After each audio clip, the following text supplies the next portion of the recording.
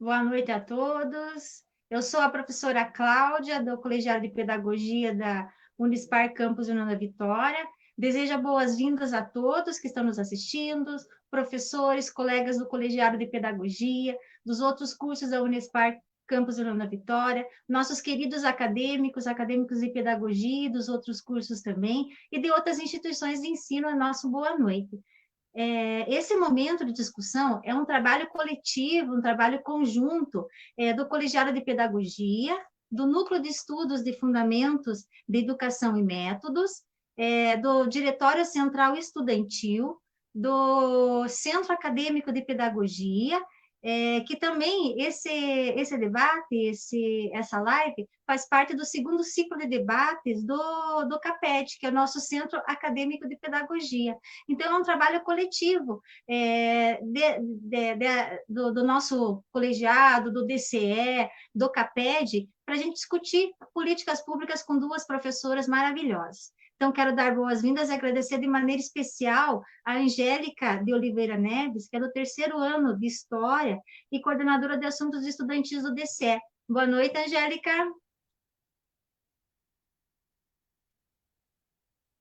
Acho que a Angélica, daqui a pouquinho, ela aparece, deve ter dado alguma situação na conexão dela. Mas ela também vai mediar fazer a mediação dessa live, e queria agradecer principalmente, de uma forma muito especial, a participação das professoras que estão aqui conosco nessa noite gelada aqui em Irati, né? Mas com muito calor humano, mesmo distante, a gente está com muito calor humano. Eu queria dar boa noite à professora Rosalba.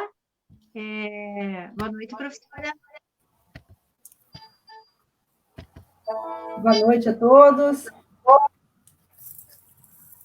A professora Rosalba, ela é a professora Maria Cardoso, a Rosalba Maria Cardoso Garcia, é professora associada do Departamento de Estudos Especializados em Educação e do Programa de Pós-Graduação em Educação da Universidade Federal de Santa Catarina, doutora pela Universidade Federal de Santa Catarina, pós-doutora em Educação pela Pontifícia Católica de Valparaíso, Chile, tem experiência na área de educação com ênfase em política educacional, atuando principalmente nos seguintes temas: educação especial, organização escolar, trabalho docente, formação docente, ensino regular, e atualmente ela coordena o grupo de estudos sobre política educacional e trabalho. Muito obrigada, professora Rosalba, pela sua participação. Boa noite, professora Ine. Boa noite, boa noite. Bom tê-la aqui conosco. A professora Ine Scioli, ou Accioli, vamos dizer assim, né, professora? Da Universidade Federal Fluminense, no Instituto de Educação de Angra dos Reis, Rio de Janeiro, doutora em Educação pela Universidade Federal do Rio de Janeiro, pós-doutora em Educação pela Universidade Federal do Rio de Janeiro, pesquisadora do Laboratório de Investigações em Educação, Ambiente e Sociedade, do Coletivo de Estudos Marxismo e Educação. Atua nas áreas de formação de professores, educação ambiental, análise de políticas educacionais, análise de políticas ambientais, educação e movimentos sociais, trabalho e educação. Bom, o tema desta live, Estado, Sociedade e Políticas Educacionais, ele surgiu de uma discussão do Colegiado de Pedagogia, principalmente pelo momento que nós estamos vivendo, diante de uma questão de saúde, que envolve políticas públicas, uma questão de educação, em virtude do isolamento social e das atividades remotas, envolve políticas públicas, e uma questão da própria política, que, como arte e ciência de bem governar, e que para mim a cada dia me parece mais distante, o verbete do dicionário, foi uma discussão que a gente teve no colegiado, e como a política permeia todas as disciplinas do colegiado e dentro da nossa grade, surgiu a ideia de fazer essa live junto com o diretório e com o nosso centro acadêmico, né? Então, esse trabalho que será hoje realizado de uma forma fabulosa pelas professoras, ele é fruto de uma discussão nossa, do nosso colegiado. Eu só queria indicações ainda, que o CAPED informa que a lista ela vai ser lançada 20 minutos antes do término desta live, né? Então, só para a gente se organizar o pessoal que está participando do segundo ciclo de debates. Então, agora a Angélica está aí, né, Angélica? Oi, Angélica. Boa noite.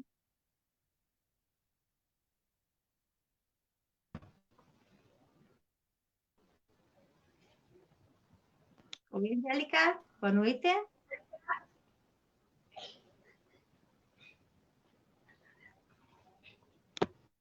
Boa noite. Boa noite. Eu gostaria de agradecer o convite. Estamos em conjunto, esse trabalho com o DCE. Estou representando o DCE, os centros acadêmicos e a universidade. Muito obrigada. Agradeço a participação de todas. Obrigada, Angélica. Nós que agradecemos esse trabalho junto com o DCE. Então, agora eu vou passar a palavra para a professora Rosalba, né? Muito obrigada, professora, pelo aceitar o nosso convite e seja bem-vinda. Passo a palavra para a professora. Obrigada, Cláudia. Me ouvem bem?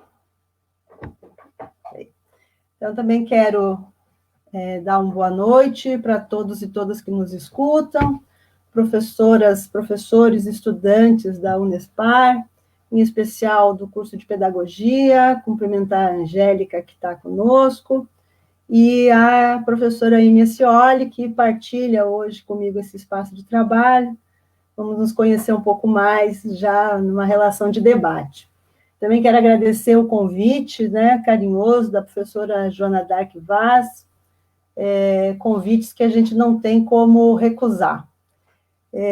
Bom, nós estamos vivendo um momento, né, bastante, circunstâncias muito especiais, né, na nossa vida, e temos nos reunido por essa forma, né, por essas interações, interlocuções pessoais e acadêmicas pelos meios digitais, né. Queria só manter entre nós um certo alerta, né, de não cairmos numa normalização dessas formas. Não são formas escolhidas por nós, né, são as formas que nós temos tido como alternativa nesse momento, mas é importante lembrar que essas formas, elas não substituem em absoluto os nossos encontros presenciais, né, e a possibilidade de um debate olhando e tendo presencialmente as pessoas com as quais estamos dialogando. Bom, queria fazer essa pontuação bem pelo momento que vivemos, né? O foco da minha fala, né, pelo o pedido que foi feito pelo pessoal que organizou essa conversa de hoje, está muito colocado em cima da questão do Estado, né? Então, vamos trabalhar um pouco o tema do Estado, tentando manter aqui o máximo possível de disciplina em relação ao tempo. Então, para essa conversa de hoje, né, nós vamos estabelecer já uma abordagem ao Estado moderno, né? Já vamos estabelecer esse recorte, né? Pensando que o Estado moderno, nós também podemos nomeá-lo de Estado capitalista ou Estado burguês. Então, já de saída... A professora Rosalba está sem o som. Vamos tentar aqui. Vamos ver se é assim. Não me ouvem? Eu escuto bem. Eu escuto bem, Rosalba. Cláudia?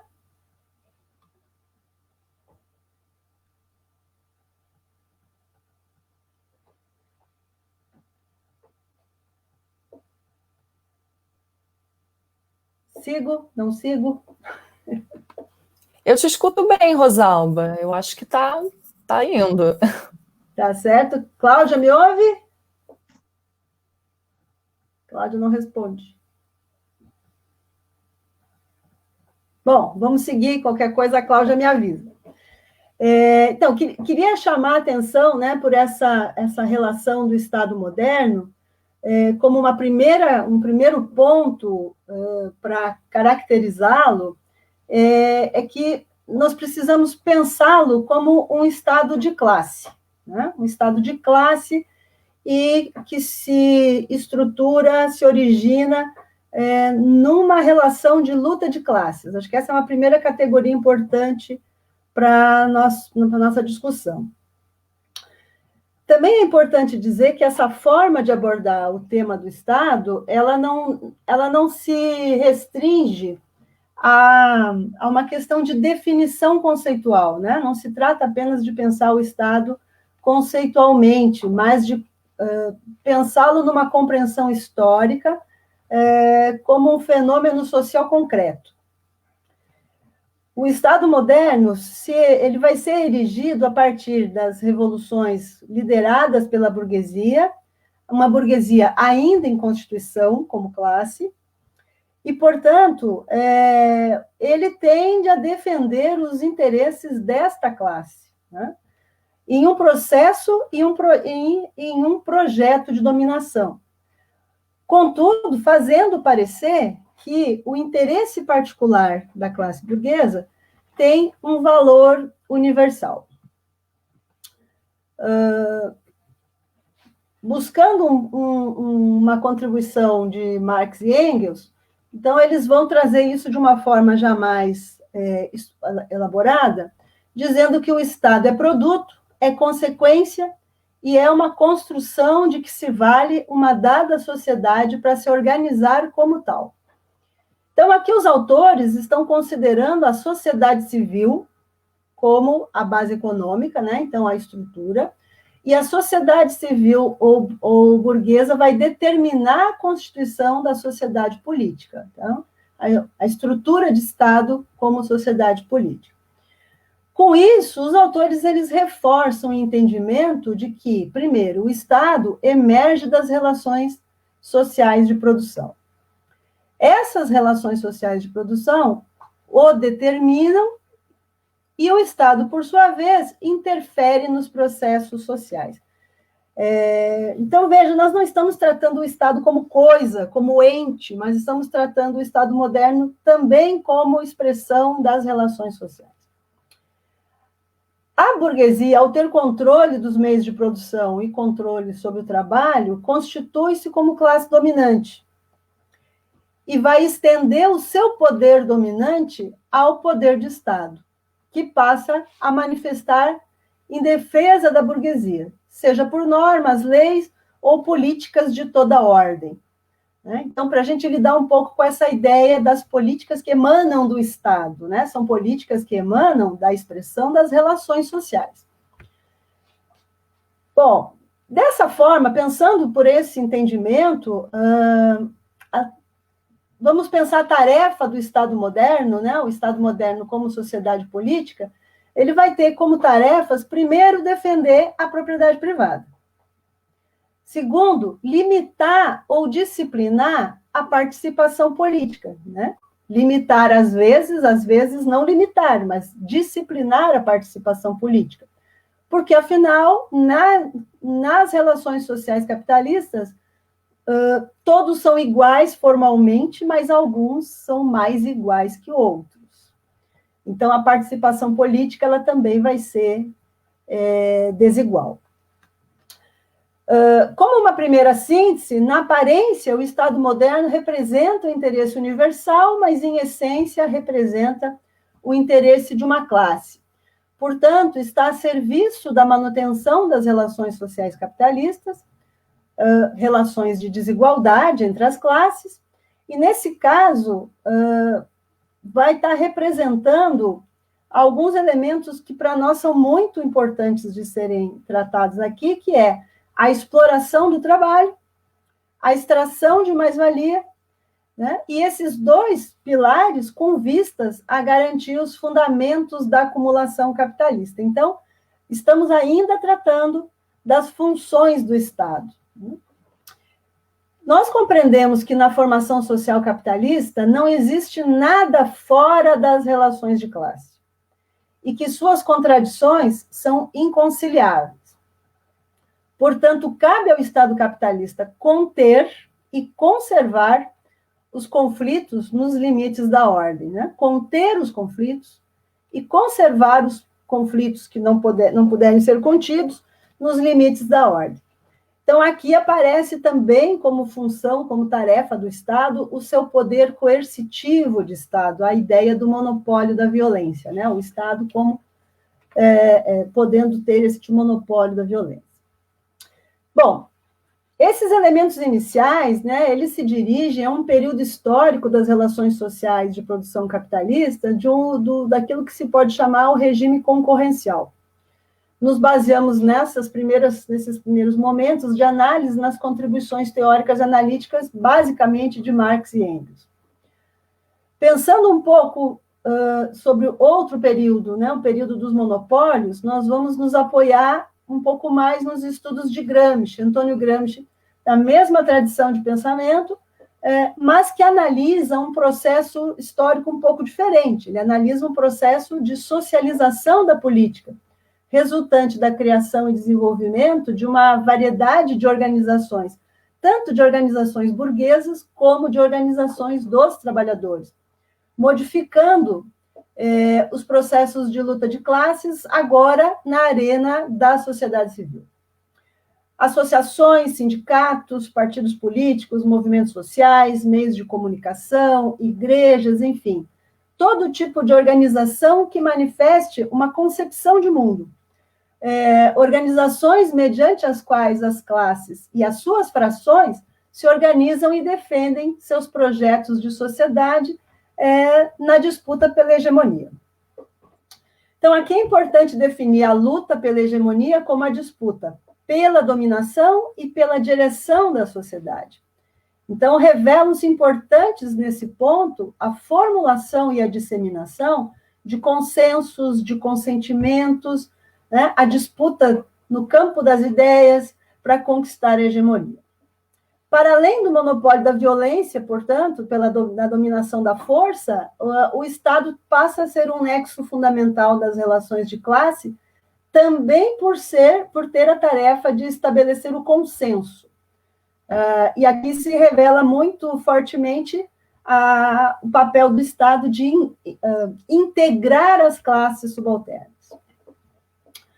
Em sua análise, o Gramsci trabalha com o conceito de Estado integral, articulando sociedade política e sociedade civil, percebendo nas relações sociais, né, olhando para o Estado moderno como um fenômeno social concreto, vai percebendo a ampliação das funções do Estado.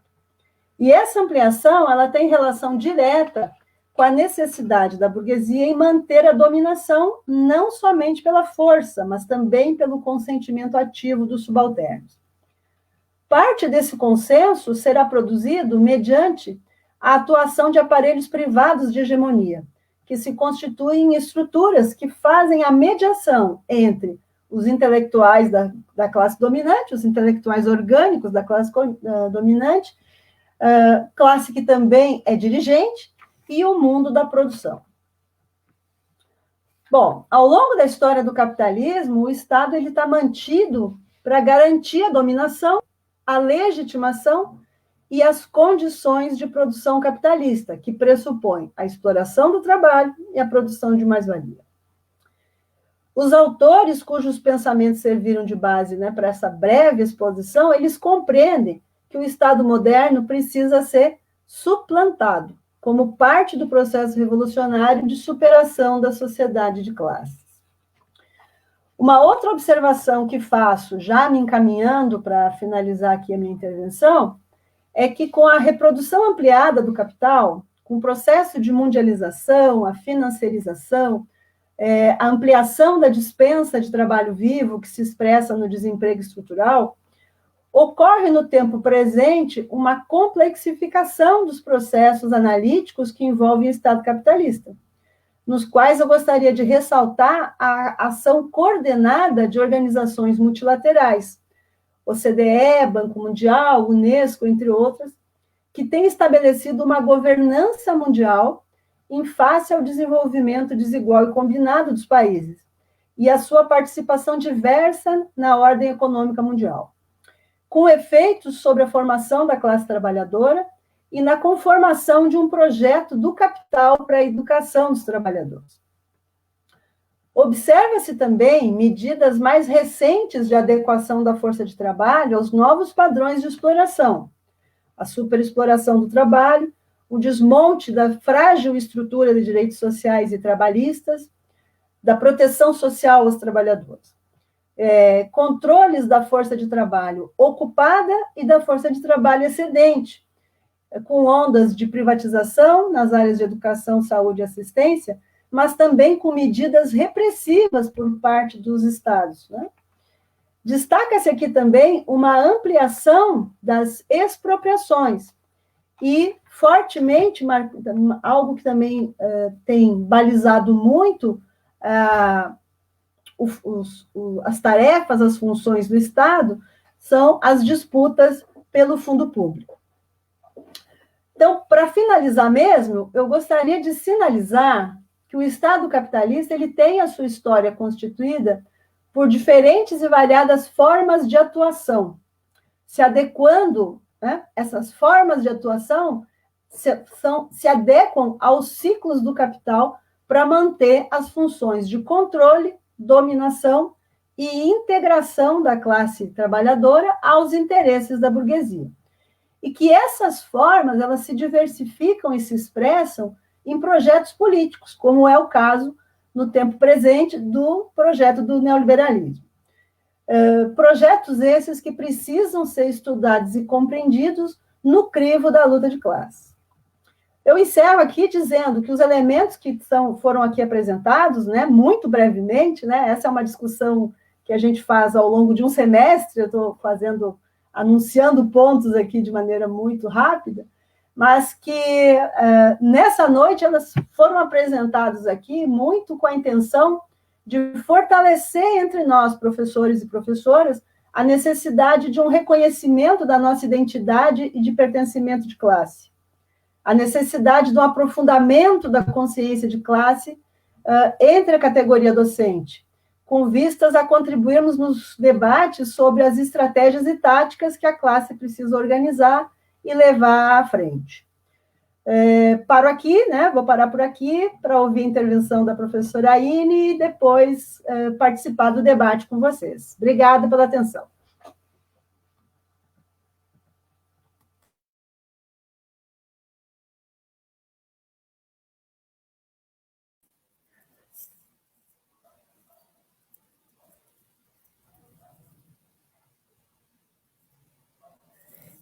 Cláudia? Professora Cláudia? Eu acho que seu microfone está desligado. Eu não consigo te ouvir, Cláudia. Não, não te ouço.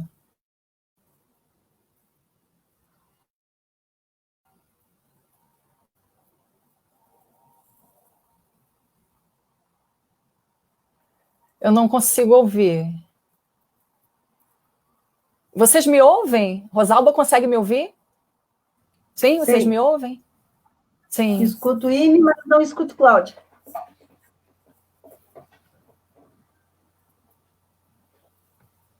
Eu posso começar, Cláudia? Ou você gostaria de falar alguma coisa? Vou começar, então. Bom, boa noite a todas e todos. Muito obrigada pelo convite. É uma grande honra para mim estar aqui debatendo nesse evento organizado dessa forma coletiva, envolvendo estudantes, professores. Como é bonito ver nesses momentos tão difíceis que a gente vem passando, esse movimento de articulação, de conexão entre professores e estudantes. Também queria dizer que é uma honra eu poder estar aqui com a professora Rosalba, agradecer muito as colocações que ela fez, que já trouxe conceitos extremamente importantes que eu vou tentar abordar na minha fala, trazendo alguns elementos das políticas públicas atualmente, né? Por exemplo, a professora falou da questão da luta de classes, da exploração do trabalho, de como é que a classe dominante disputa a hegemonia e da questão da disputa pelo fundo público. Então, vai ser ótimo, porque eu já vou conseguir iniciar dando alguns exemplos de como é que isso se materializa nas relações sociais brasileiras, principalmente na atualidade da pandemia. Então, eu queria começar com uma pergunta.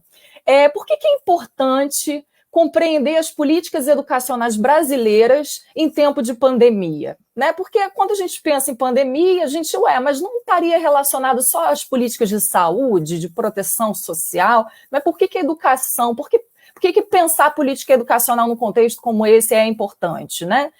Primeiro porque, para controlar a pandemia, uma das formas mais eficazes, e isso a Organização Mundial de Saúde vem apontando, é o distanciamento social. E isso faz com que seja necessário que as escolas e as universidades fechem as suas portas para evitar as aglomerações. E aí, com as escolas fechadas, as crianças e os jovens ficam em casa. E aí, logo, os pais, e principalmente as mães, não podem trabalhar porque precisam cuidar das crianças, principalmente as famílias da classe trabalhadora, né? Então, se eles não podem sair de casa para trabalhar, como é que vão ter trabalhadores para abrir o comércio, abrir os shoppings, fazer os serviços, né, que vão fazer o comércio funcionar? Então, com esse exemplo pontual, a gente consegue perceber como é que a decisão de fechar as escolas ou manter as escolas abertas, principalmente as escolas públicas, que concentram os filhos dos trabalhadores, sofre pressões de diferentes setores. E aí vem algumas perguntas, né? É a preocupação com a saúde dos estudantes e dos professores que norteia as decisões sobre reabrir as escolas ou manter as escolas fechadas? Né? O que fazer com os estudantes enquanto as escolas estão fechadas? Seguir o ensino? De qual forma? O que ensinar? Por quanto tempo manter as escolas fechadas? Como fazer a reabertura? Como conduzir o ensino diante das perdas causadas pela pandemia? Então, todas essas perguntas exigem decisões que demandam ações do poder público. Demandam políticas públicas, demandam investimento de recursos públicos. E aí vem a pergunta, quais são os interesses que norteiam essas decisões? Quem são os sujeitos que são ouvidos sobre essas questões? São os profissionais da educação, que vivem diariamente a realidade da escola? São os estudantes para quem o ensino é direcionado? A gente percebe que não. Né? Muitas universidades, redes públicas municipais e estaduais vêm tomando decisões de adotar o ensino remoto, a revelia dos estudantes, a revelia dos professores. Redes públicas pressionando para a reabertura de escolas, mesmo sob o risco de colocar a vida dos profissionais da educação em risco. E aí, por isso é importante analisar essas questões numa perspectiva histórica, considerando o movimento que as políticas educacionais brasileiras vêm tomando nas últimas décadas. E aí a professora Rosalba trouxe, né, a questão do neoliberalismo. Né? Então, desde o início dos anos 90, os organismos internacionais, né, com protagonismo, né, do Banco Mundial, da OCDE, da Unesco, elas, a partir dos anos 90, tiveram a implementação dos programas de ajuste estruturais. Um contexto, né, de final dos anos 80, início dos 90, um contexto de crise econômica dos países, entre aspas, subdesenvolvidos, que necessitavam de empréstimos para alívios das dívidas, né, e esses empréstimos são condicionados à adoção de pacotes de reformas. Né, as chamadas reformas neoliberais, que incluem privatização, liberalização da economia, e isso a gente vê até hoje, por exemplo, a fala do nosso ministro da Economia, Paulo Guedes, né, na reunião ministerial, né, que diz que o sonho dele é privatizar. Eu acho que é tudo que a gente tem de público, a intenção é privatizar. Mas aí, como é que ocorre esse mecanismo, né, dos organismos internacionais influenciarem as políticas educacionais, não só no Brasil, como no âmbito global?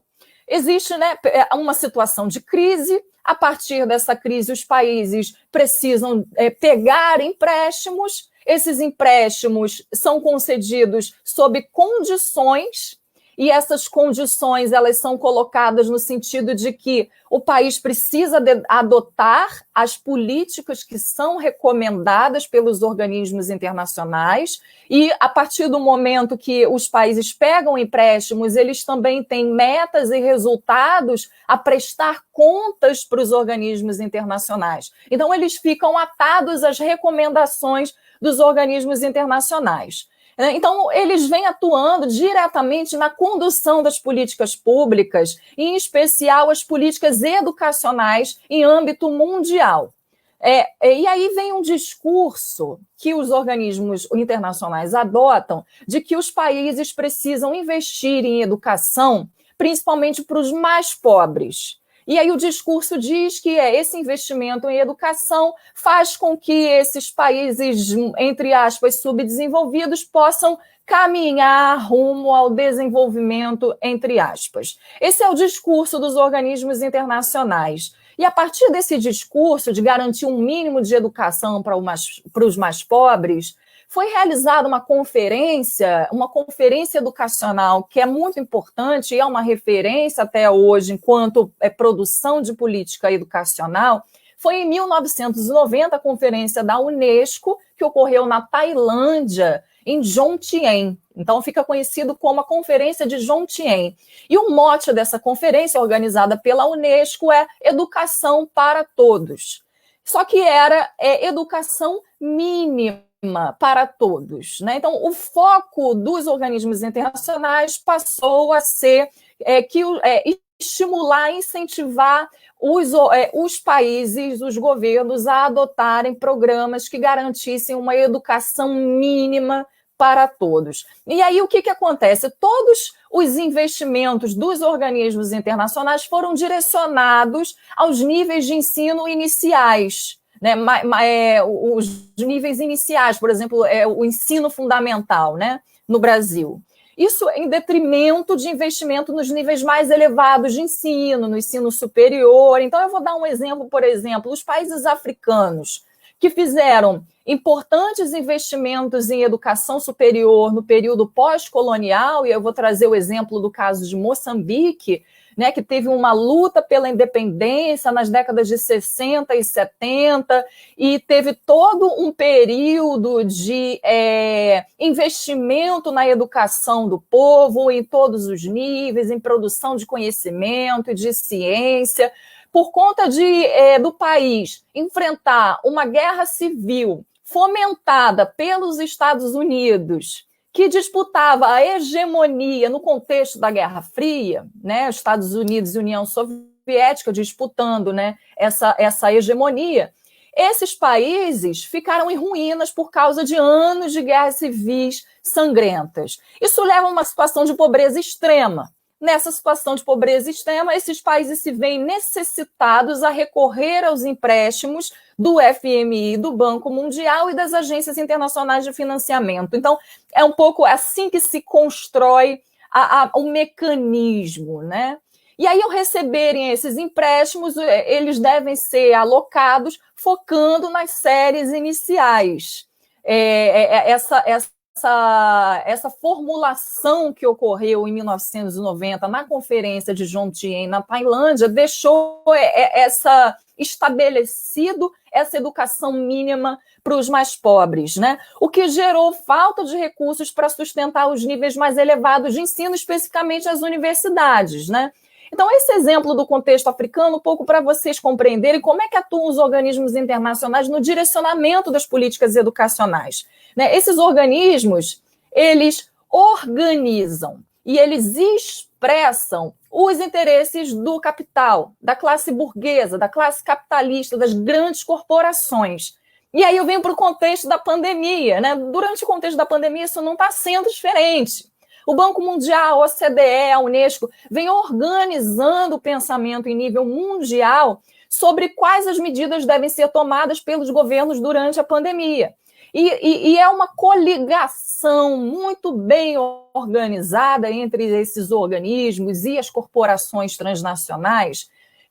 Os organismos eles sistematizam os dados sobre a pandemia, como o número de escolas fechadas, o número de estudantes sem aula. Eles sistematizam e eles antecipam quais são os desafios que a pandemia impõe para os sistemas educacionais no mundo inteiro, e a partir daí eles fazem as recomendações, né? Recomendam ações e estratégias de uma forma muito bem detalhada e muito esquemática a serem adotadas pelos governos locais. E o que eles vêm formulando no período da pandemia? É que, apesar da pandemia, que é uma tragédia, né, a nível mundial, a aprendizagem não pode parar.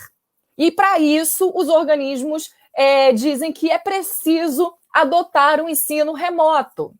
E aí, nesse contexto, vários governos e até aqui no Brasil, alguns estados estão recorrendo a empréstimos do Banco Mundial para poder dar conta dos desafios durante a pandemia. Então, esses empréstimos eles vão tendo sempre essas recomendações, entre aspas, que acabam sendo, na verdade, condições, né? E aí a gente identifica que existe uma coalizão global da educação que foi criada agora para o período da pandemia, que envolve a Unesco, o Banco Mundial, a OCDE, a ONU, a OMS, a Unicef, a OIT, grupos empresariais como a Microsoft, Google, Facebook, Zoom, Moodle, IBM, várias fundações, né? A brasileira, a Fundação Lehman, a Fundação do Bill Gates, a Google, empresas de telefonia, a indústria farmacêutica. Então, a gente vê uma coligação de fundações, de empresas com os organismos internacionais, criada durante a pandemia com um objetivo muito claro: propulsionar a utilização de tecnologias de aprendizagem remota. E aí, no Brasil, a implementação dessas ações que são recomendadas pelos organismos tem o protagonismo de um movimento chamado Todos pela Educação. Não sei se vocês já ouviram falar, né? O que é o Todos pela Educação? Vou falar rapidamente o histórico dele. Foi criado em 2006. Eles dizem que eles são um movimento social, mas, na verdade, é uma coligação, é uma coalizão de empresários que reúne o Banco, Bradesco, Itaú, Santander, fundações, empresas. E eles, em 2006, lançaram essa campanha, Todos pela Educação, movimento Todos pela Educação, com um planejamento para a educação brasileira, muito claro, com metas, com soluções, só que a partir da perspectiva do empresariado. Mas por que o empresariado se interessa nas políticas educacionais? É porque a gente está falando da formação dos trabalhadores, da classe trabalhadora. Então, da disputa pela condução da educação ofertada para as crianças e para os jovens, para adaptar eles ao mercado de trabalho, né? Um mercado que é atualmente instável, um alto número de desemprego, de informalidade. Então, ensinar esses jovens, ao invés de questionar a ordem, ao invés de lutar por direitos trabalhistas, previdenciários, ensinar que os jovens devem se conformar que a realidade é essa, que ele tem que se esforçar, que se ele se esforçar, ele vai ter uma vida melhor. Então, o empresariado vem nesse investimento de atuar sobre as políticas educacionais de forma a controlar, inclusive, o conteúdo da educação, né? No sentido de ensinar que quem questiona, quem protesta é o do contra, é aquele que não está cooperando com a coletividade. Isso agora, na pandemia, a gente vê muito claro. Aqueles que se recusam a adotar um ensino remoto, os professores que protestam e se recusam a aderir a isso, eles são taxados como os professores que não pensam nos alunos, né? Mas aí, voltando ao contexto de 2006, quando o empresariado se organizou no movimento Todos pela Educação. No ano seguinte, em 2007, o governo federal lançou um decreto chamado Plano de Metas, Compromisso Todos pela Educação, um decreto com o nome do movimento do empresariado. Então fica tão explícito, né, essa relação que a professora Rosalba trouxe, né? Como é que o Estado é integral, né? Como é que é a disputa da burguesia por dentro do Estado. E esse decreto criou o IDEB, que é um índice para medir a qualidade da educação, e a partir daí se implementa uma lógica que é ter um planejamento de políticas educacionais, tanto a nível municipal, a nível federal, a nível estadual. Então, planejamento com metas, avaliar os resultados e, a partir dos resultados, corrigir os problemas. E aí esse decreto ele institucionaliza as metas do empresariado, do Todos pela Educação.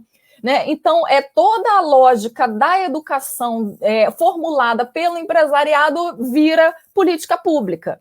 Né? E aí, qual é a questão? Né? Se os resultados educacionais que são medidos a partir das provas padronizadas, se esses resultados não condizem com as metas estipuladas, aí os empresários eles vêm com as soluções.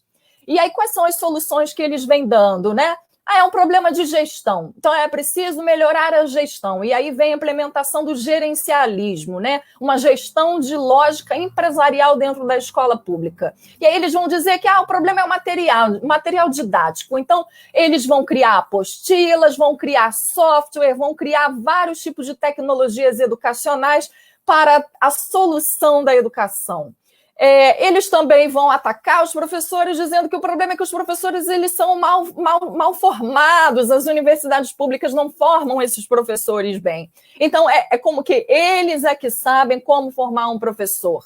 E aí, essas soluções que o empresariado ele vai trazendo, na verdade, expressam a disputa das empresas pelo fundo público para vender serviços. Vender apostila, vender assistência técnica e etc. Né? Então, a ligação íntima dos empresariados do Todos pela Educação com o poder público fica muito explícita durante a pandemia. Né? E aí, o Todos pela Educação, né, que é o empresariado, é o representante do empresariado aqui no Brasil, durante a pandemia, está pautando as discussões no Conselho Nacional de Educação, que é um conselho ligado ao MEC, mas cujos conselheiros são ligados ao Todos pela Educação. E aí esse conselho ele tem atribuições normativas, deliberativas, de formular e avaliar a política nacional de educação. Então, o Conselho Nacional de Educação e o Todos pela Educação, eles organizaram diretrizes para as escolas durante a pandemia. Né? E aí, durante a pandemia, essa articulação do Todos pela Educação com o Conselho Nacional de Educação também está junto com as recomendações da OCDE, né? E a OCDE recomenda que em cada país se estabeleça um comitê diretor, uma força-tarefa para a educação nos tempos da pandemia. Então, Todos pela Educação, ele assume esse protagonismo. Inclusive, tiveram lives organizadas pelo Todos pela Educação, junto com representantes do Banco Mundial, junto com representantes da OCDE. E aí a gente vê articulações do empresariado brasileiro com o capital estrangeiro na condução das políticas educacionais no Brasil, né? Uma coligação de interesses do capital nacional e transnacional. E aí, durante a pandemia, a gente vê a expansão da Google, da Microsoft, uma abertura de portas para a expansão de gigantes do setor de tecnologias da informação e de comunicação. Então, a gente vê que a pandemia está sendo usada como uma oportunidade para o avanço do processo de privatização da educação pública, para a expansão e para a abertura de novos mercados em educação. Né? E aí, como é que os organismos internacionais conduzem o processo de privatização e expansão do mercado de serviços educacionais durante a pandemia? Aí vem as recomendações, né? Eles recomendam, e aí vem a questão da exploração do professor, da precarização do trabalho do professor. Eles recomendam que os contratos dos professores precisam ser flexibilizados, né, para poder permitir redução da carga horária, redução de salários, reorganização do trabalho docente, né, para que o professor ele seja um tutor, ele seja um mediador de conteúdos, ele seja um coach. Eles recomendam também que se ajuste o currículo da formação de professores para flexibilizar a carga horária de estágio docente, para que o estágio docente possa ser em educação à distância. Recomenda alterar a regulamentação dos fundos de educação, para que os fundos de educação também possam ser usados para que os pais e as mães se formem enquanto tutores. Né? Então, toda a formação do professor é desvalorizada, né? E porque um pai e uma mãe fazendo um cursinho viram um tutor, um educador dentro de casa. Né? E também eles recomendam estabelecer regulamentação para que o ensino remoto seja reconhecido enquanto uma alternativa à instrução presencial na contagem dos dias letivos. Ou seja, eles recomendam que o ensino remoto vale como carga horária. Essa é a recomendação dos organismos internacionais e a gente vê a pressão que isso está exercendo aqui no Brasil e como é que a gente está caminhando para esse modelo e como esse modelo tem adoecido os nossos professores e os nossos estudantes que não têm acesso à internet de qualidade, que não possuem equipamentos de qualidade para acessar as plataformas, as ferramentas que são disponibilizadas nesse ensino remoto, que é extremamente precário durante a pandemia, né? Então, a educação ela é reduzida como uma mercadoria, como um produto que é entregue ao aluno, tira do professor o protagonismo, a autonomia pedagógica de desenvolver o currículo e precariza ainda mais o trabalho do professor. E aí, os organismos internacionais ainda ficam recomendando que essas tecnologias elas continuem sendo usadas quando a pandemia, quando voltarem às aulas presenciais, ou seja, recomendam que as tecnologias elas passem a fazer parte do cotidiano das escolas e das universidades públicas brasileiras, né? E aí é muito interessante uma live do Conselho Nacional de Educação com o Todos pela Educação, eles afirmando que a gente precisa abrir mão da ideia de tratar todos os indivíduos de forma igual. Eles dizem que na volta às aulas é preciso fazer uma avaliação para o nivelamento dos estudantes, para reenturmar os estudantes, porque aí vem o interesse de vender programas de aceleração da aprendizagem, teleaulas, então, assim, abrindo um mercado para que eles possam vender os pacotes e os produtos, né? E aí a gente percebe, né, que a adoção do ensino remoto ela condena milhares de estudantes da classe trabalhadora a ficar para trás, a não alcançar os seus sonhos de continuidade dos estudos e alcançar o ensino superior, né? E, ao mesmo tempo que condena os estudantes a ficarem para trás, o ensino remoto, da forma como é feita, ele obriga que se priorizem determinados conteúdos considerados, entre aspas, essenciais, em detrimento de outros conteúdos. Então, a gente vê um empobrecimento do currículo, né? Então, como é que o empresariado vai conduzindo uma situação de empobrecimento da formação da classe trabalhadora? Porque não interessa uma educação crítica, uma educação complexa, que faça com que esse trabalhador tenha autonomia de pensamento e tenha criticidade, né? E aí vem de novo a pergunta, né? Então, por que é importante estudar, compreender melhor as políticas educacionais, principalmente durante a pandemia, né?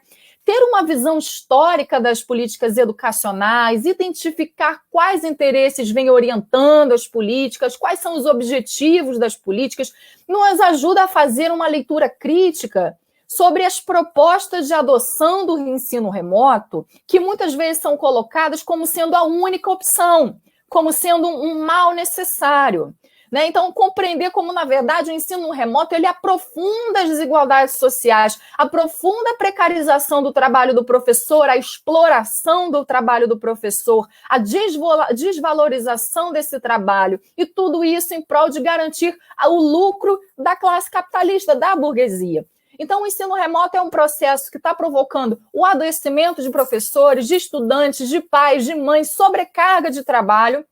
Ele se insere num contexto político de desconsideração do valor da vida, do direito à vida. A gente não pode esquecer que estamos vivendo em uma pandemia e temos um governo que diante o número de mortos, ele diz, e daí?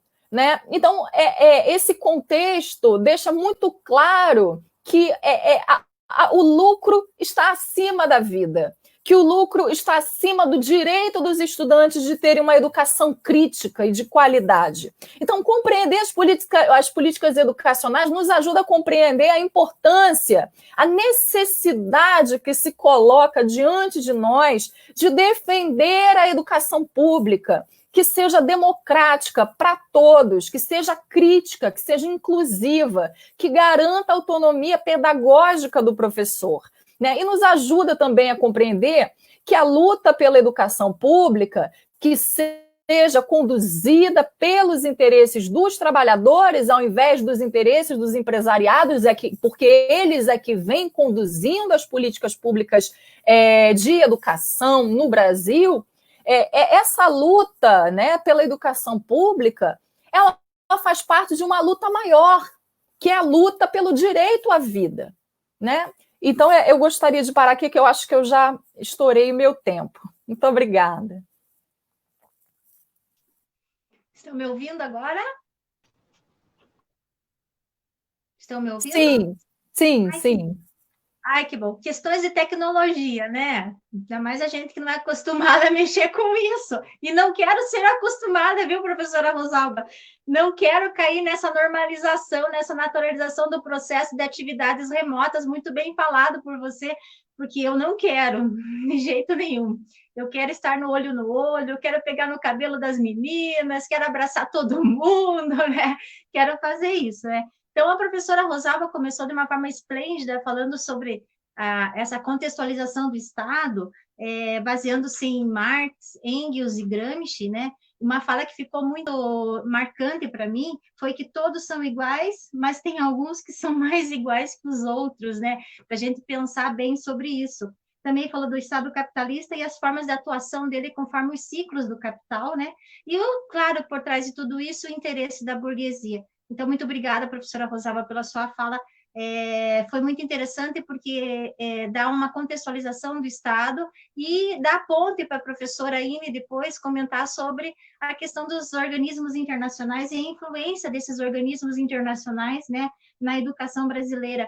Até a semana passada, trabalhamos um texto, eu e a professora Joana, com as alunas do segundo ano de pedagogia, justamente falando sobre isso na alfabetização, né, em relação a esses organismos internacionais e a alfabetização desde 1964, com a Unesco e a preocupação com o analfabetismo no Brasil e em outros países após até a Segunda Guerra Mundial, né?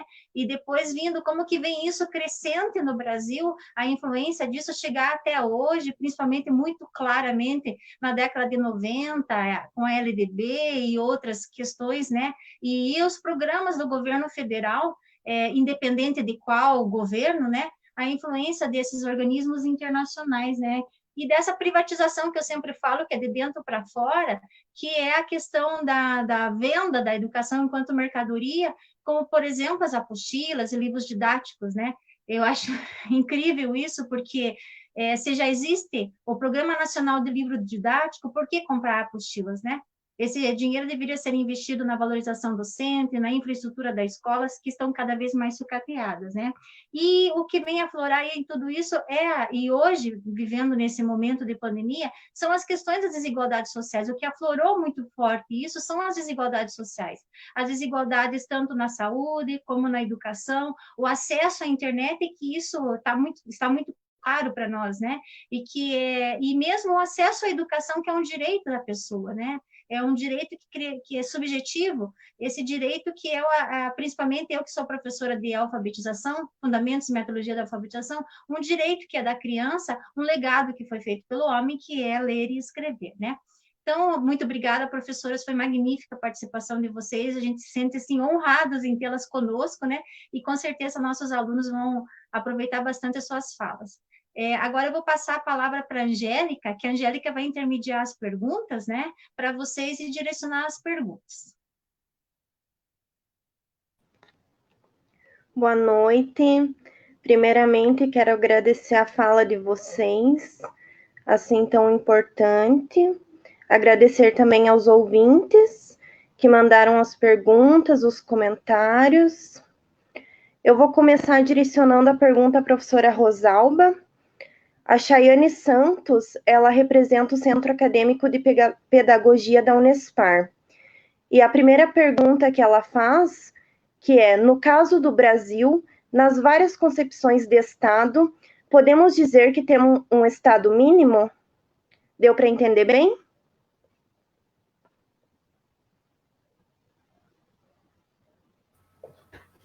Ok?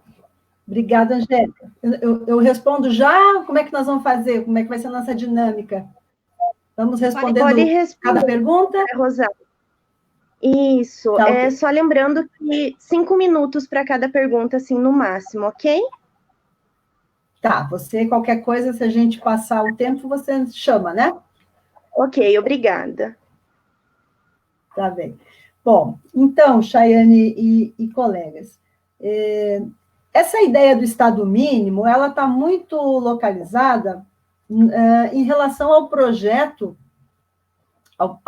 político do neoliberalismo, né? Tem autores, o Christian Laval vai dizer que o neoliberalismo é a nova razão do mundo, né? Então, um pouco é um projeto político, o neoliberalismo é um projeto político, ele é uma racionalidade, né? Mas ele está permeado de uma ideologia, então há todo esse processo de consentimento que eu falei, de convencimento, né, para que a classe burguesa se mantenha como dirigente dominante, mas, ao mesmo tempo, mantenha os seus processos, garanta os processos de acumulação, faz com que os projetos políticos da classe burguesa se alterem no decorrer do tempo, de acordo com as próprias crises do capital. Então, é preciso lançar mão, né, de alguns mecanismos de alteração dos processos, embora as relações sociais não se alterem, né? Nesse caso, as relações sociais não se alteram. O que acontece? Há um slogan do Estado mínimo como uma perspectiva de um Estado mais enxuto, o aparelho de Estado, não o Estado no sentido integral, como a gente trouxe na compreensão do Gramsci, mas o aparelho de Estado, um Estado mais enxuto, um conjunto de privatizações, a retirada de investimentos por parte do Estado. Então, uma série de mecanismos e medidas que fariam com que o Estado fosse estruturalmente menor, o aparelho de Estado estruturalmente menor, lançasse mão menos do fundo público, então investisse menos em políticas sociais, e com isso, do ponto de vista da economia, a economia seria mais livre, né? Então, é a defesa do livre mercado.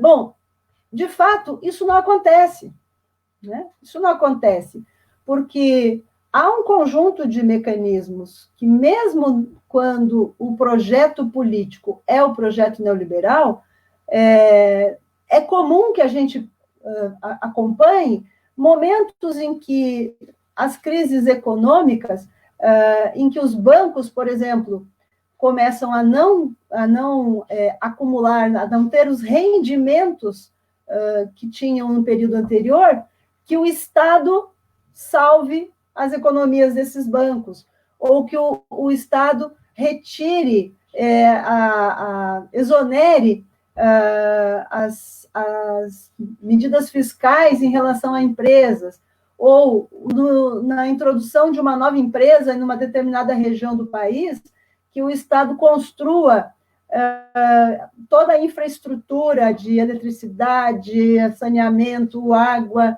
estradas, para que aquela estrada se instale. Então, veja, de fato, mesmo que nós tenhamos a retirada de políticas sociais, por um lado, essa retirada de políticas sociais não acontece à toa, ela acontece justamente, né, como eu falei no início, nós não podemos pensar nada em relação a Estado que não esteja relacionado à luta de classes. Então, a retirada de recursos da área social, ela incide exatamente na redistribuição desses recursos para a acumulação de capital. Né? Então, de forma alguma, a gente pode usar o conceito Estado mínimo, porque ele não é um conceito que se aplique, que possa se aplicar corretamente, né? E se o Estado for mínimo, como nós estamos sempre pensando na perspectiva da luta de classes, nós temos que nos perguntar mínimo para quem, né? Ele pode ser mínimo para a classe trabalhadora, para as políticas sociais, mas ele será máximo para a classe burguesa.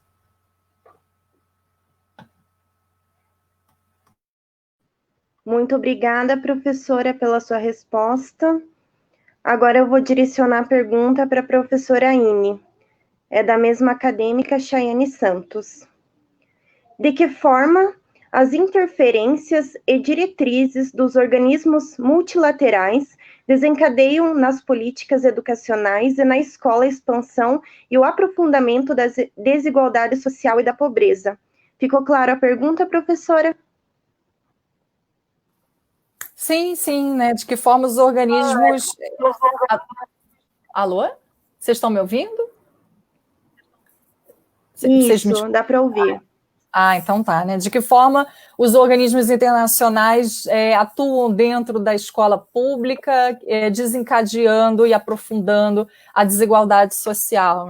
Foi essa, né, a pergunta. Bom, no período da pandemia isso fica tão claro, né, que eu acho que é um exemplo assim muito explícito, assim, fica fácil explicar como é que é essa relação, né, quais são os interesses da burguesia, do empresariado, que na verdade esses interesses são organizados pelos organismos internacionais, né? O Banco Mundial, na verdade, ele faz formulações teóricas, levantamentos de dados, né? E tem toda uma aparência de neutralidade, como se fosse algo meramente técnico, né? Aquela linguajar técnico, né? Apolítico, mas, na verdade, tem vários interesses por trás. Então, isso é muito importante, a gente sempre estar atento quais são os interesses.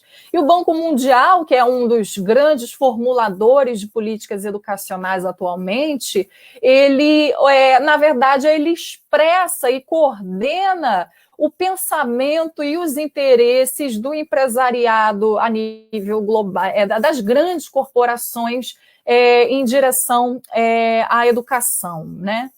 E aí, isso na escola, né? Como é que isso chega e de que forma isso impacta na desigualdade social?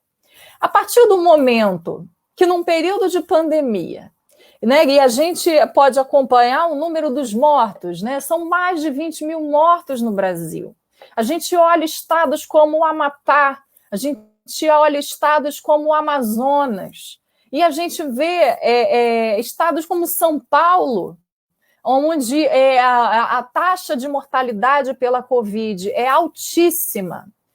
A gente vê que mesmo, né, nesses estados, né, se continua implementando a ideia de que a educação não pode parar e que, para isso, é preciso adotar um ensino remoto. E aí, o que é um ensino remoto? Né? Porque, na verdade, eu estou aqui falando ensino remoto, e não estou explicando o que é. O ensino remoto, né, os organismos internacionais, eles utilizam essa terminologia agora durante a pandemia, e isso vai gerando vários debates, se é educação à distância, se não é, o que significa o ensino remoto. Na verdade, é porque os organismos internacionais, eles não desconhecem os dados de que 50% da população dos países de renda média e renda baixa não tem acesso à internet de qualidade, não tem acesso a equipamentos de computador de qualidade, ou seja, não conseguiriam acompanhar uma educação que fosse online, no sentido de que professores e alunos se encontrassem ao mesmo tempo via computador, via internet, e aí pudessem dialogar, debater, né? Isso seria uma educação que chamam de sincrônica, né? Ali acontecendo quase presencial, só que via tela do computador, né?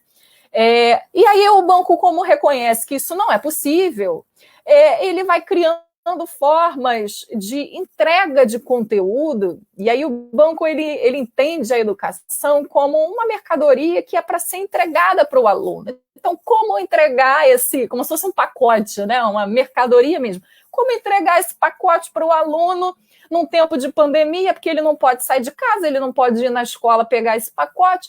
Então, o banco recomenda que se utilize televisão, rádio, WhatsApp, plataformas desenvolvidas pelas corporações, plataformas Google Classroom, enfim, ele vai recomendando uma série de produtos para dar conta de entregar esse pacote que é a educação. Né? E aí, por que isso aprofunda a desigualdade? Porque a gente sabe que os nossos estudantes, os estudantes das escolas públicas, eles são da classe trabalhadora. Muitas vezes eles vivem em residências de 2 cômodos, de 50 metros quadrados, com uma família de 6, 7 pessoas. Como é que ele vai ter ali um ambiente para estudar?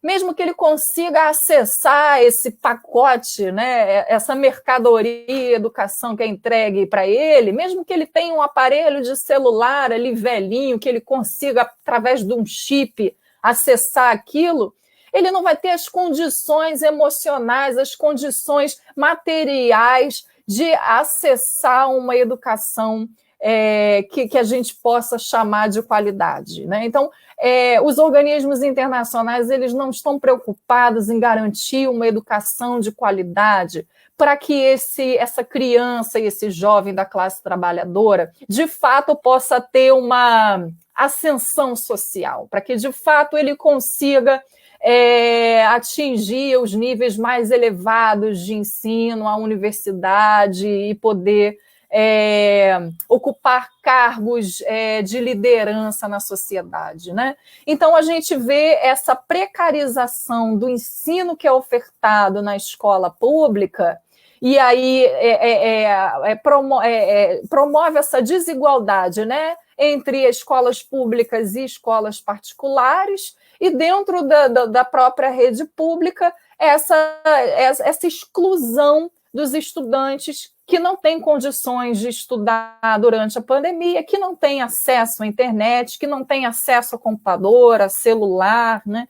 Então, é muito importante, né? Fica muito claro que a preocupação não é com a vida do estudante, com a saúde do estudante, com a saúde mental, com a saúde psicológica, com a saúde física. Não é uma preocupação de que esse estudante tenha uma formação humana, uma formação crítica. Na verdade, meramente uma preocupação de maximização dos lucros, né? Então, isso, no período da pandemia, eu acho que fica muito claro, né, como é que essa desigualdade ela vem sendo aprofundada, e aonde está sendo adotado o ensino remoto, a gente tem visto que, por exemplo, em salas de aula que tem 30 alunos, 5, 6, 7, 10 no máximo, conseguem acessar minimamente os conteúdos que são disponibilizados lá de forma online. Né? Então, aí a gente vê muito claro como é que a desigualdade vai se aprofundar no período pós-pandemia.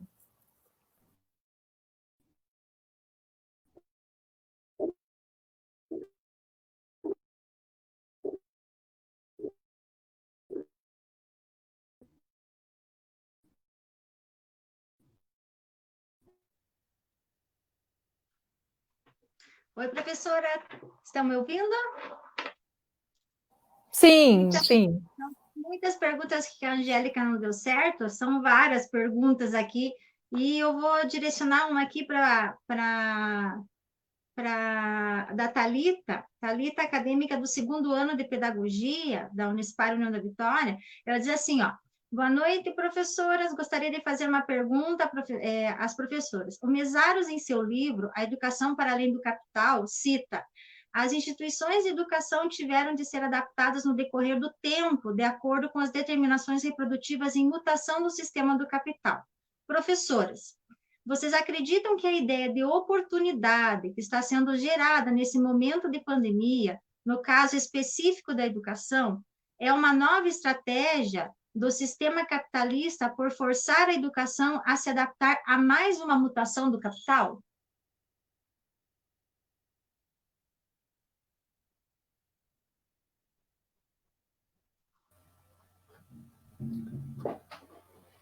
Posso ir? Fique à vontade, professora. Obrigada. Então, queria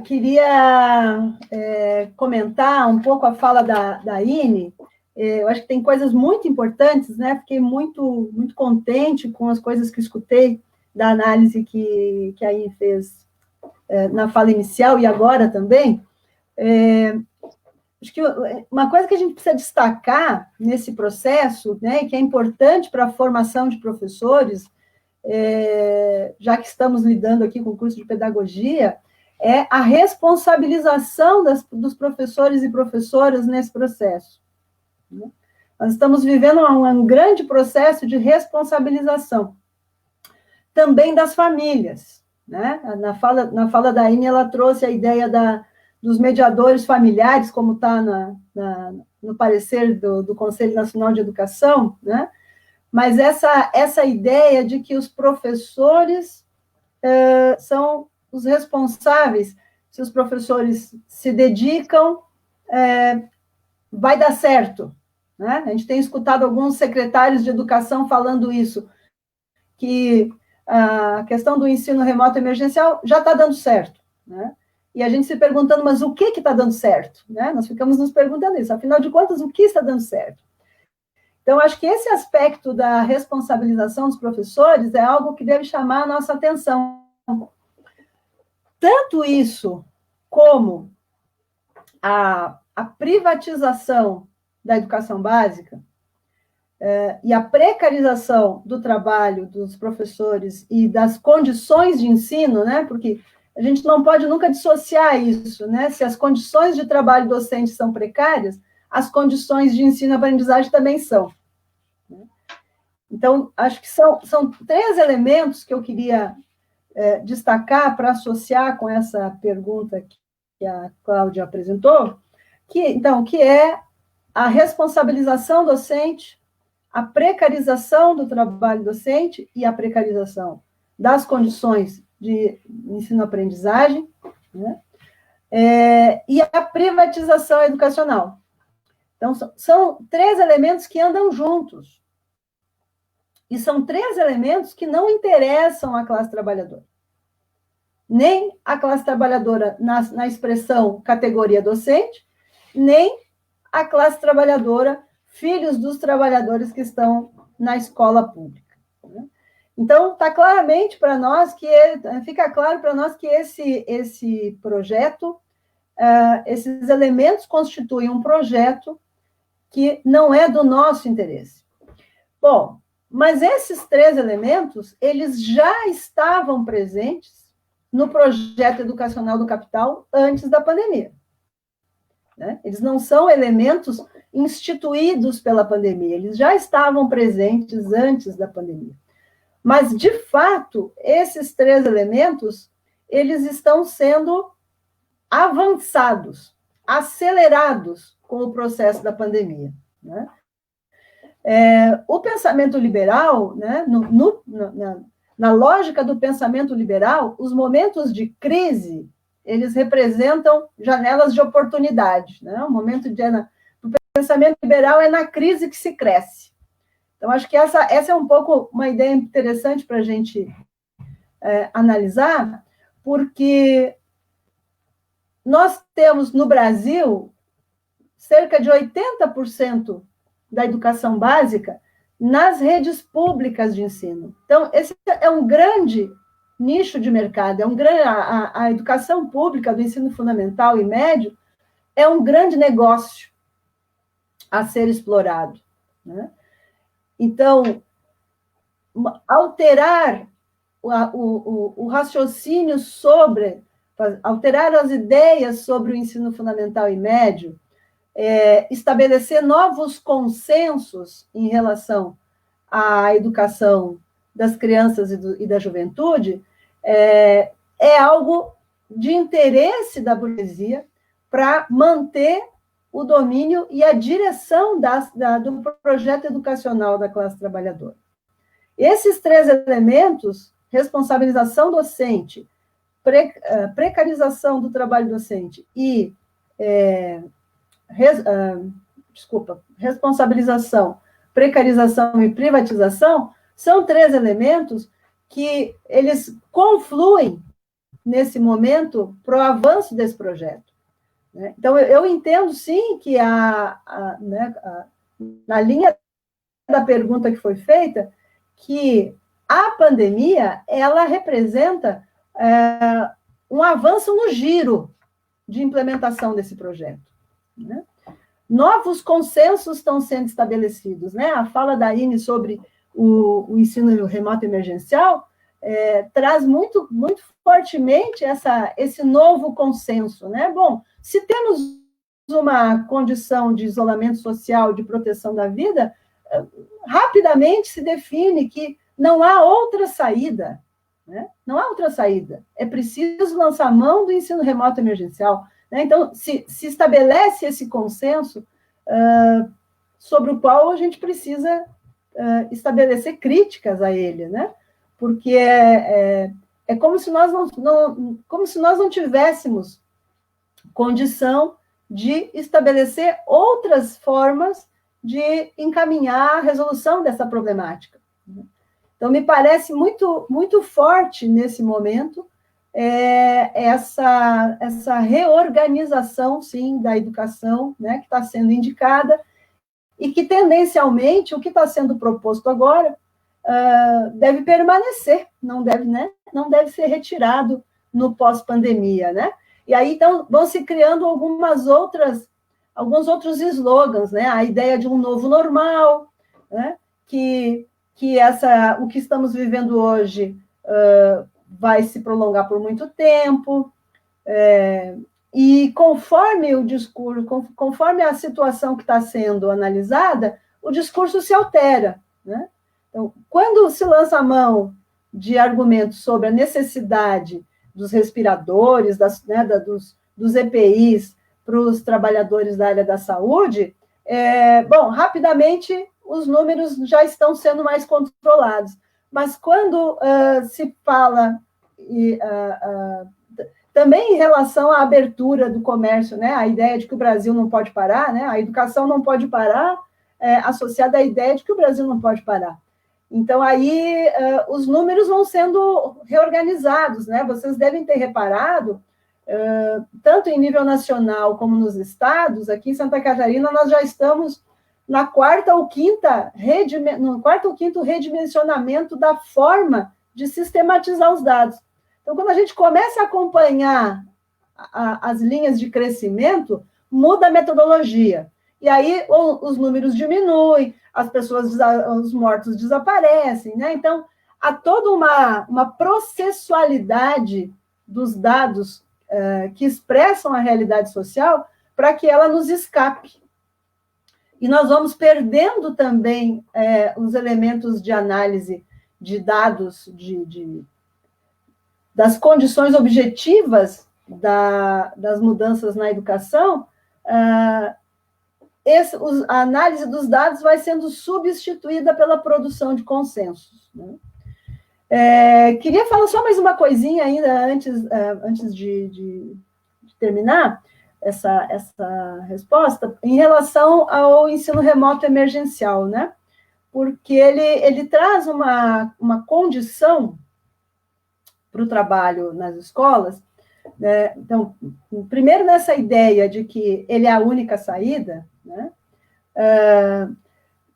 Que ele não é EAD, né? Então, isso também aparece muito claro, né? O ensino remoto emergencial não é EAD, e que nós podemos fazê-lo de várias formas. E essas várias formas, elas vão expressando um escalonamento conforme as condições, né? Então, a Ine trazia isso. Então, quem tem acesso a uma internet rápida pode acessar a aula em tempo real. Mas quem não tem que assistir a aula gravada.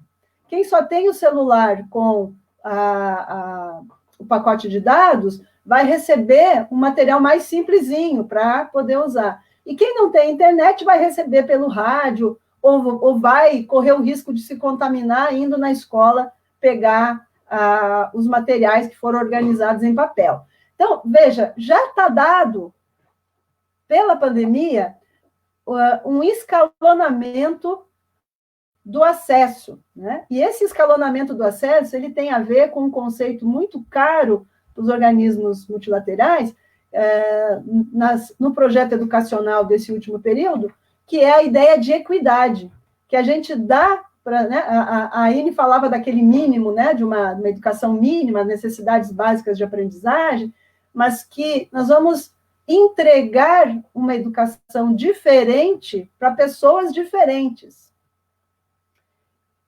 E esse escalonamento, ele remete para isso, ele remete para a ideia de que quem tem condições melhores receberá mais, e quem não tem condições tão boas receberá menos, e tudo bem, porque essa é a condição, né? Agora, na pandemia, isso está sendo, de certa forma, anestesiado com a questão da crise, da pandemia, o caráter emergencial, a excepcionalidade. Mas no pós-pandemia, isso vai continuar assim, né? Pensando numa distribuição desigual da educação para pessoas que são diferentes. Então, isso tem um duplo caráter, né? Por um lado, o mito do respeito à diferença, que é um grande problema para nós, né?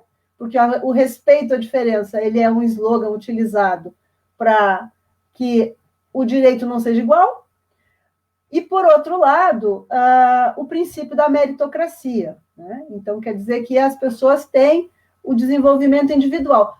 Cada um se desenvolve a partir das suas condições, como puder. E a sociedade não tem nada a ver com isso.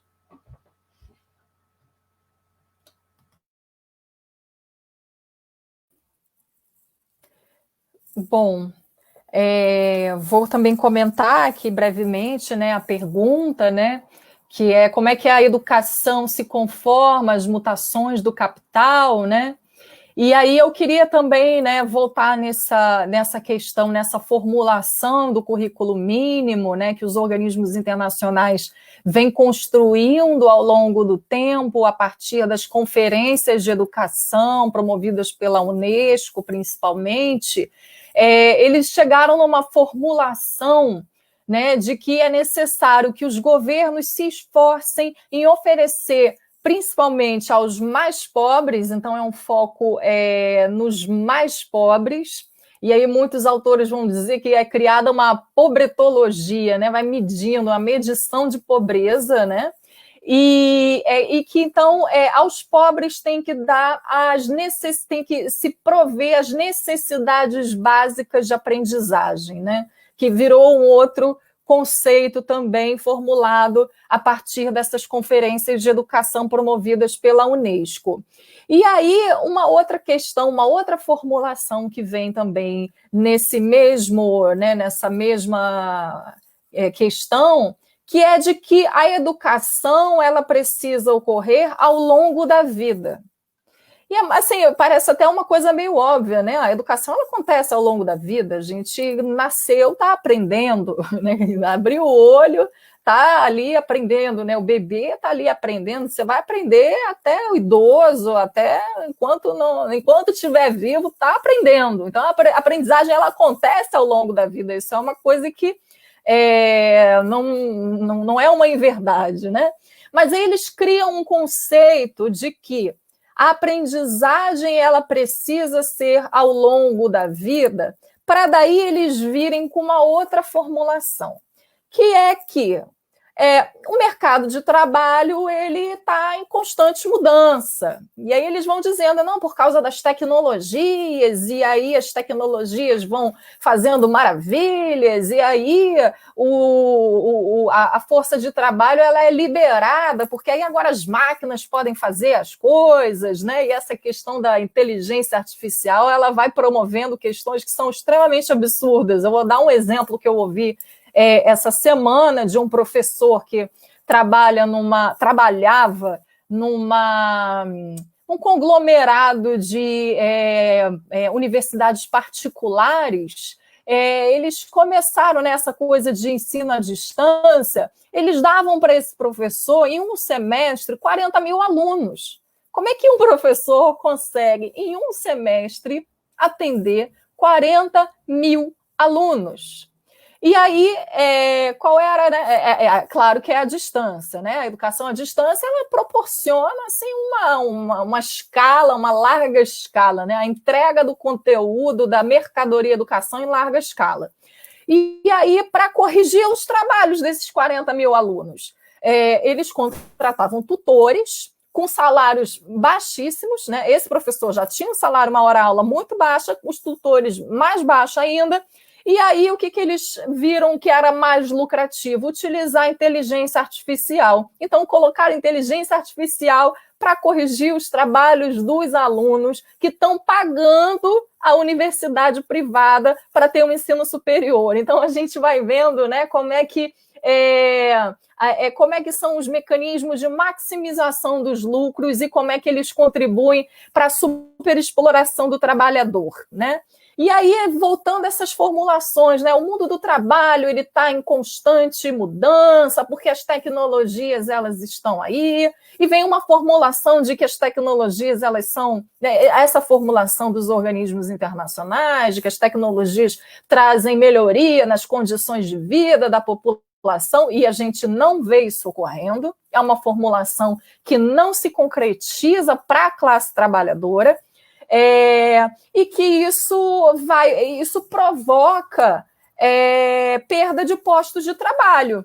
Por exemplo, esses tutores, né, que já eram extremamente precarizados, que corrigiam 40 mil provas e trabalhos durante, né, o final do semestre, eu não consigo imaginar o que seja isso.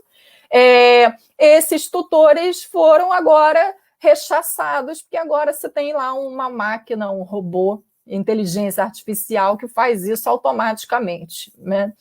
Então, essa ideia de que o mercado de trabalho ele é instável, ele exige o quê? Um trabalhador que seja flexível, que seja resiliente, que seja formado para se adaptar às mudanças no mundo do trabalho. E a gente olha qual é o mundo do trabalho hoje em dia. O aumento do desemprego, o desemprego estrutural, o aumento da informalidade do trabalho, né? A quantidade de trabalhadores que atuam na informalidade, vendendo, né, comercializando nas ruas produtos e que sofrem também com a coerção aqui no Rio de Janeiro, né, o que a gente chama de camelô, né, os trabalhadores que vendem mercadorias na rua estão sempre sendo coagidos pela polícia municipal, né? Então, essa informalização, né, dessas relações de trabalho, aí o trabalho uberizado, né, os entregadores de aplicativos, né, todas essas formas precarizadas de trabalho, que não tem uma legislação trabalhista que regule, não tem direito a férias, não tem direito à licença maternidade, não tem 13º, se adoecer da Covid, vai morrer no meio da rua, porque não vai ter nenhum tipo de assistência. Então, é esse o mercado de trabalho para qual a educação deve formar as crianças e os jovens, né? Então, segundo, né, a mentalidade do empresariado, para se formar, para formar crianças e jovens para esse mercado, precisa formar a partir de competências.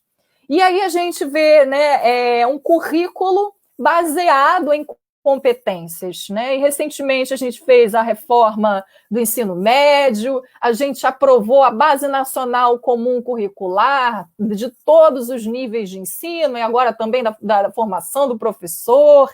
E esses currículos padronizados, isso não é uma questão que ocorre só no Brasil, essas reformas de padronização curricular é um movimento a nível mundial, de padronizar o que é ensinado nas escolas.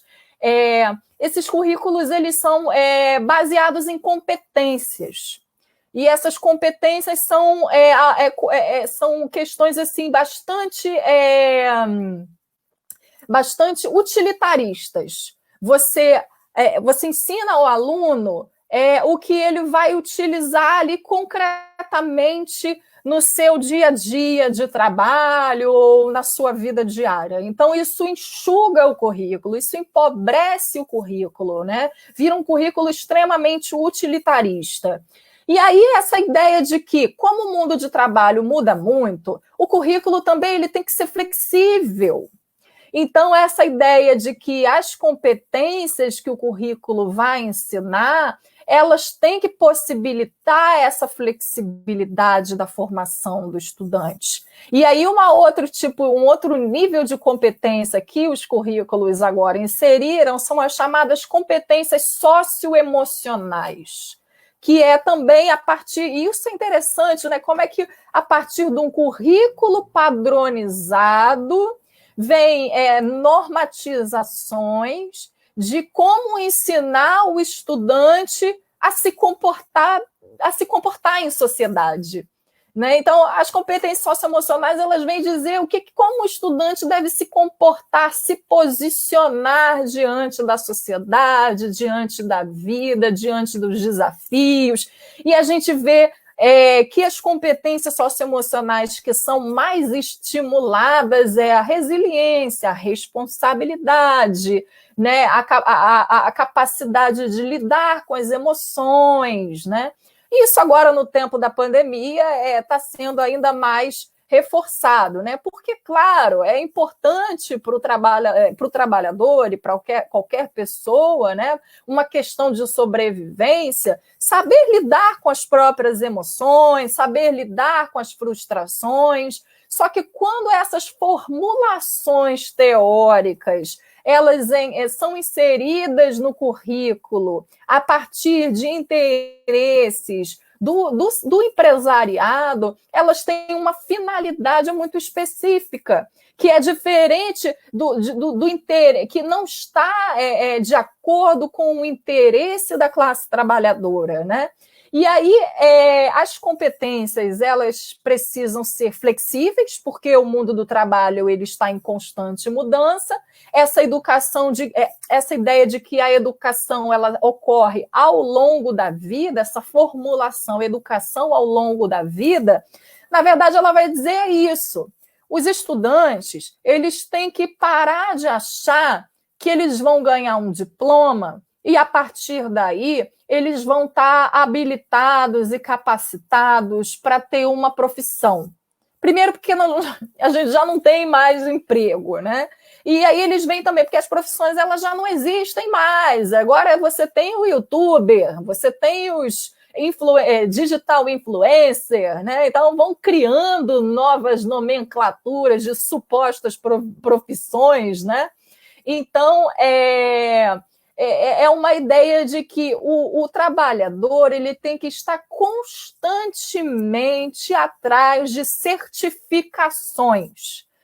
Por isso, uma educação ao longo da vida, porque o trabalhador ele nunca vai estar habilitado para ter um emprego, para se inserir numa atividade laboral. Por quê? Porque o currículo ele é empobrecido. Então, né, antigamente, quando a gente via, por exemplo, na formação profissional, na formação técnica, né, uma formação, por exemplo, de um técnico em telecomunicações ou em informática, né, se pensava assim, depois que esse técnico ele se formar, por exemplo, em informática, ele vai ser capacitado a desmontar um computador, a consertar o computador, ele vai ter durante a formação dele, ele vai ter acesso a uma complexidade, né, uma certa complexidade de conteúdos que vai possibilitar que ele tenha autonomia para atuar no mercado de trabalho de várias formas. Mas agora, com o enxugamento do currículo, essa pessoa ela ganha um certificado sem, de fato, ela ter um arcabouço ali de conhecimentos que proporcione que ela consiga ter autonomia no mercado de trabalho, que ela consiga se inserir, né? Enfim. Então, essa ideia de educação ao longo da vida é de que o trabalhador, ao trabalhador vai ser oferecido sempre um mínimo, nunca mais do que um mínimo. Então, é essa ideia de certificação. Você fragmenta a formação e vai dando certificados. O sujeito vai ali acumulando papel. Eu tenho certificado de técnico em youtuber, e aí vão criando certificados assim dos mais enxutos, né? Eu tenho certificação em pizzaiolo, eu tenho certificação em bolos e doces. Então, são essas pequenas certificações que o trabalhador vai ter que ir buscando ao longo da vida. Essa que é a ideia da educação ao longo da vida, né? Então, para isso, o ensino remoto, ele dá conta, porque ele, na verdade, no final das contas, o aluno vai ter um certificado lá de que ele concluiu o ensino fundamental, que ele concluiu o ensino médio, vai ser um número que vai poder entrar lá nas estatísticas, né, de quantos se certificaram o ensino fundamental, o ensino médio, pronto. Ele ganhou lá o certificado dele. Mas ele vai ter que continuar se adaptando e buscando outras certificações para conseguir, de fato, se sustentar, para conseguir minimamente um emprego, se é que isso ainda for disponível a ele, né? E aí essas certificações elas vão sendo dadas pelo Sistema S, pelo SENAC, né? Então, né, o sujeito termina o ensino médio, aí ele vai fazer um cursinho no SENAC, no SENAI, vai tentar algum tipo de certificado para que ele possa atuar como manicure, cabeleireiro, pizzaiolo, que ele possa se inserir de alguma forma, né? Então, também é uma forma de garantir um mercado. Olha como que o ensino remoto, para as corporações, ele cumpre uma função, ele vai dar um certificado para esse estudante, né? Não é uma preocupação com a qualidade da formação, né? É mais uma questão de certificar. Obrigada, professoras. Então, já estamos a 1h34, né? Parece que começamos há 5 minutos. Poderíamos ficar, acho que a noite inteira conversando aqui, né? O que vocês acham? Então, outras perguntas que nos chegaram aqui, elas foram já parcialmente respondidas, né? E já as falas das professoras já incitaram um debate bacana para fazer com os alunos, né? Então, a Elaine, a Sara, a Geisa, o Helder, a Vivian, o William e a Elita fizeram perguntas nesses direcionamentos. Eu queria dar um abraço especial para a professora Ana Leia, de Campo Mourão, que também fez uma pergunta e que acredito que já deva ter sido parcialmente respondida. Então, nosso abraço à professora Ana Leia de Campo Mourão e aos demais professores, principalmente os professores do COPED, que estão nos assistindo também. Então, eu queria agradecer às professoras, né, e vou abrir a palavra para elas, para uma despedida final. Agradecer, assim, do fundo do coração, vocês, pela essa oportunidade para os nossos alunos, né, e queria também dizer que deixa eu ver aqui, o Helder, veja que bacana, ele é moçambicano e estuda na Federal de Santa Catarina, e professora Rosalba, deve ser conhecido seu, né? Então, vou abrir agora para as despedidas finais e depois eu retomo a palavra também.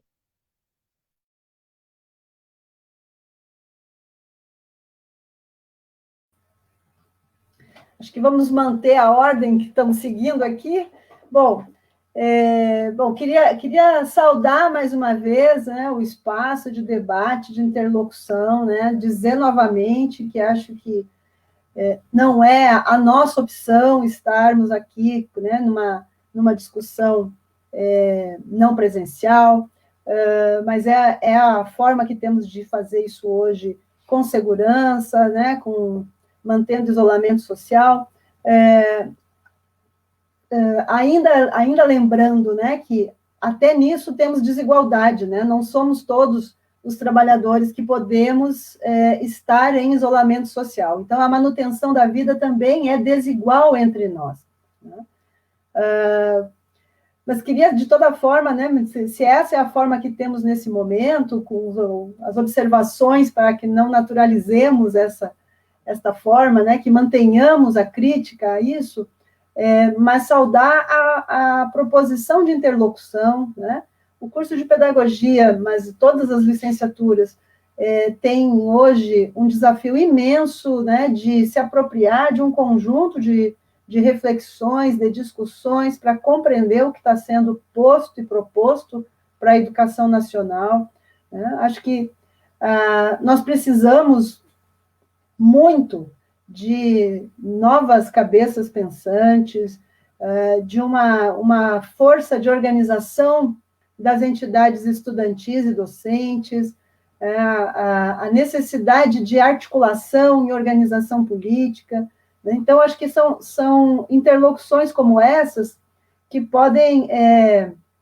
acirrar esse espírito, né, de organização, mas também, às vezes, de fazer uma chamada para isso, né? Então, você que está se sentindo isolado, né, isolado social, mas isolado intelectualmente, isolado na sua formação, pelas suas condições de trabalho, nós não podemos apostar, né? A minha fala final é que nós não podemos apostar em soluções individuais.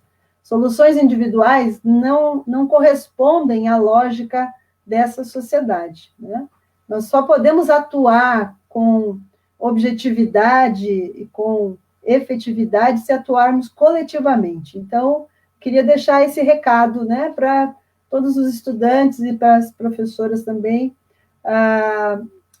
a necessidade da nossa organização coletiva em todas as instâncias, e que qualquer decisão que nós tomemos, por mais que não seja a decisão que nós gostaríamos, que sejam decisões tomadas colegiadamente, coletivamente, democraticamente. Para esse momento, acho que é o mínimo que a gente pode desejar, né? Então, deixo aqui um grande abraço, agradeço mais uma vez o convite, fico aberta, né? Quem quiser dialogar mais, pode mandar pergunta por e-mail, a gente vai dialogando. Um grande abraço e parabéns pela organização do evento. E, Ine, foi um prazer conhecer você. Bom, também queria agradecer muito, né, concordando com a professora Rosalba, queria dizer que é uma honra poder debater com a professora Rosalba, poder conhecer, né, a professora, que eu ouvi falar tão bem, né, de colegas que se formaram, né, na Federal de Santa Catarina, né, que tem muito carinho por você. Então, para mim é uma honra poder estar aqui debatendo, mesmo que à distância. Eu espero que a gente possa presencialmente se encontrar em breve. E também queria reforçar o que a professora Rosalba falou, né, de que a gente não pode naturalizar o ensino remoto, né, normalizar, tornar isso parte da vida acadêmica, porque o ensino remoto ele não substitui o ensino presencial. Ele é incompatível com o ensino de excelência que a universidade pública tem a obrigação de ofertar para a sociedade. E lembrando que a universidade pública ela é regida pelo tripé ensino, pesquisa e extensão.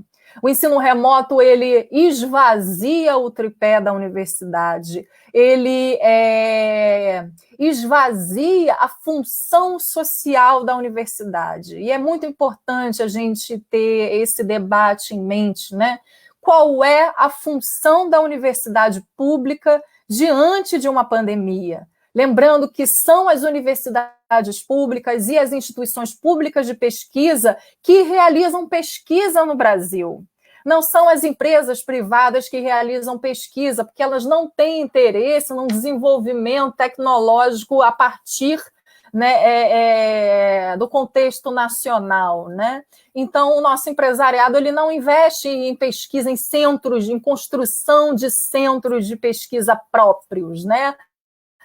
Quando muito, eles financiam pesquisas específicas dentro das universidades públicas, o que é um grande problema, porque reforça um mecanismo de privatização da universidade pública, né, de individualismo, né, vai quebrando, né, a solidariedade entre os professores, vira um espaço de competição por recursos públicos. E aí eu também gostaria de reforçar que o projeto do atual governo para a universidade é o Futurice, que significa o quê? A desresponsabilização do governo federal por financiar as universidades, fazendo com que os pesquisadores, os departamentos, os institutos sejam obrigados a sair correndo, passando o chapéu, buscando recursos junto à iniciativa privada.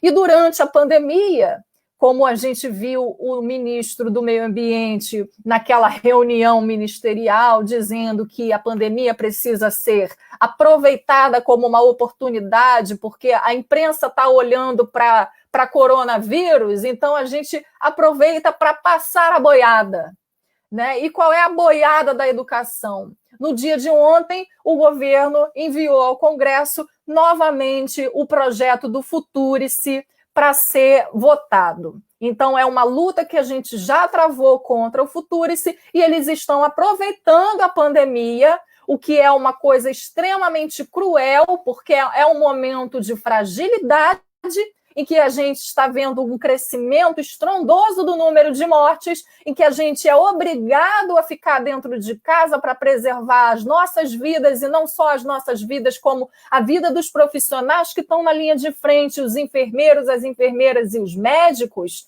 Num momento desse, eles colocam mais um ataque frente à universidade pública, né, na nossa impossibilidade de ir para as ruas protestar.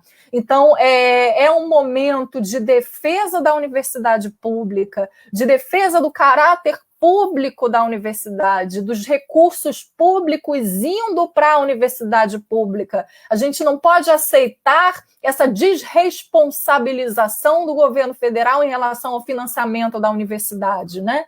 E, a partir daí, eu gostaria, né, de saudar essa iniciativa de promover esses debates, né, que são debates políticos, que são debates extremamente importantes para fortalecer uma unidade de luta contra esses ataques que estão acontecendo contra a universidade, e que é muito importante, né, que a gente...